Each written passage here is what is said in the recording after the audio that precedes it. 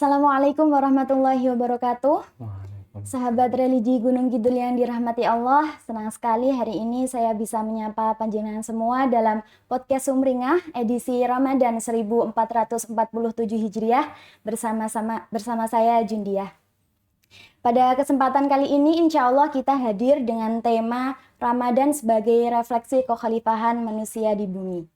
Alhamdulillah telah hadir bersama kita Bapak Muhammad Rohmat, SIP MSc, selaku Sekretaris KKMA Gunung Kidul yang sekaligus menjabat sebagai Kepala Madrasah Aliyah Al-Jauhar. Assalamualaikum Bapak Rohmat. Waalaikumsalam warahmatullahi Mbak Jundia. Bagaimana kabarnya hari ini?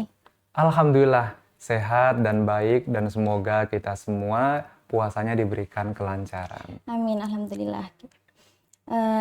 Pada kesempatan kali ini sebelum kita masuk ke pembahasan, mungkin Bapak bisa menyampaikan terlebih dahulu ya terkait materi kita pada podcast kali ini. Seperti apa Bapak?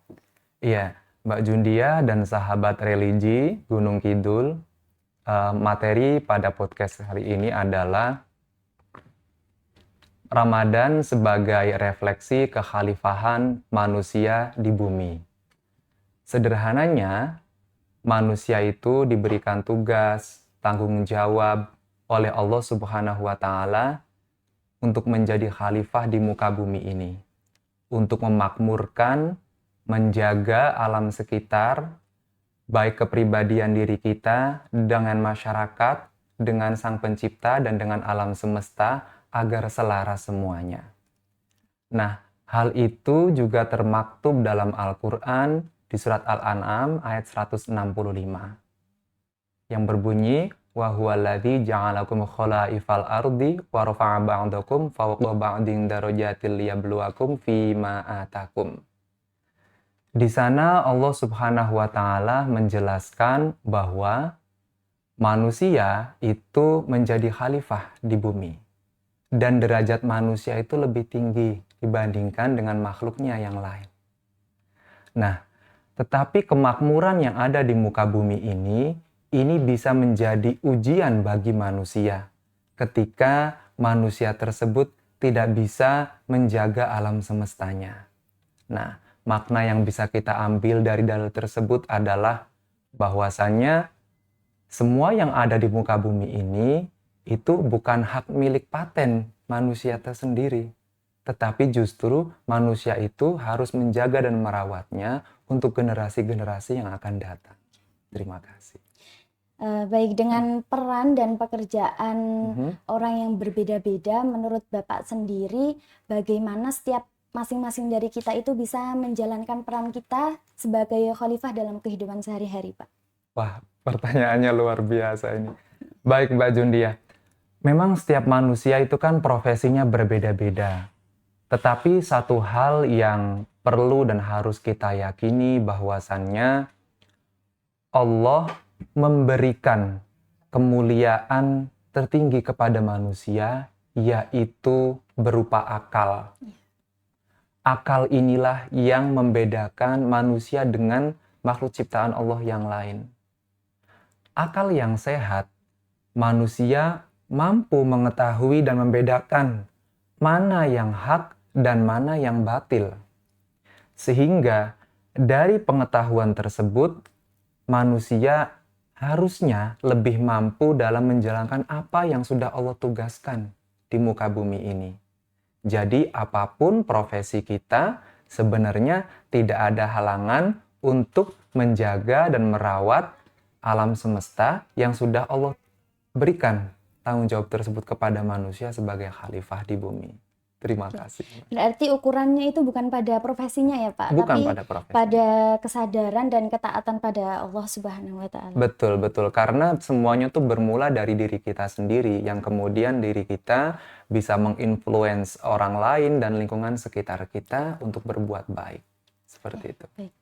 Kemudian di tengah-tengah kehidupan yang seperti saat ini, bagaimana caranya agar generasi muda itu bisa tetap terus belajar dan menjalankan nilai-nilai agama dengan nyaman tanpa terbebani dan tetap termotivasi, seperti itu.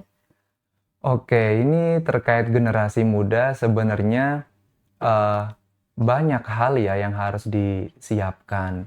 Tetapi ada starting point di mana bahwasanya generasi muda itu sangat familiar dengan dunia digital. Dan saya rasa saat ini generasi muda itu banyak juga mereka yang sudah aware terhadap lingkungan sekitarnya.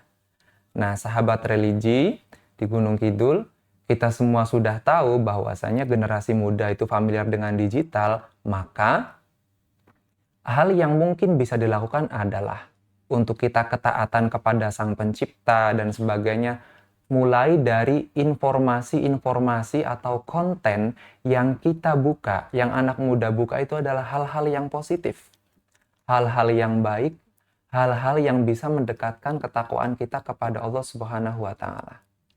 Sehingga apa yang kita baca, yang kita lihat, yang kita dengar, itu adalah hal-hal yang menunjukkan ketakwaan kepada Allah.